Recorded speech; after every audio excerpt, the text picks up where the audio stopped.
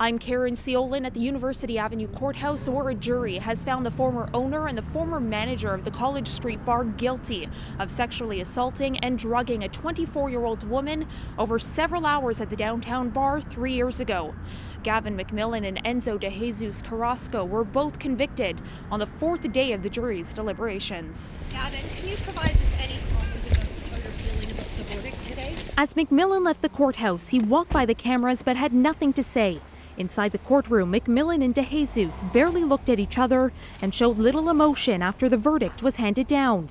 Both men had pleaded not guilty to charges of gang sexual assault, forcible confinement, and using drugs to facilitate a sexual assault. Jurors were not able to reach a decision on whether the two men forcibly confined the woman.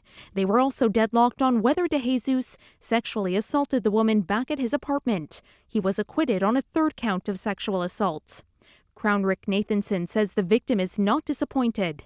She seemed more motivated, frankly, out of concern for the community than for herself. The jury, again, we're very grateful. They clearly worked very hard. They took their task very seriously. At issue was whether the woman had the capacity to consent. The central evidence in the case was graphic video from the bar's security cameras. Nathanson said this was not easy for the jury. They had to work through some very difficult and troubling evidence that they didn't expect necessarily. De Jesus' lawyer says she thinks if the video had audio, it would have worked in their favor in terms of the defense. It would have been completely exculpatory. The two men had testified that the sex was consensual. We don't know what the jury based their convictions on, but De Jesus' lawyer says he maintains his innocence. My client is considering grounds of appeal at this time.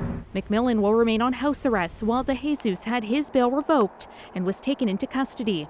He has a bail hearing later this month when he can prove to the judge why he should be released. As the courtroom emptied out, De Jesus was handcuffed and led away while McMillan hugged his family members. Sentencing is set for January 29th of next year. At the University Avenue Courthouse, I'm Karen Ciolin.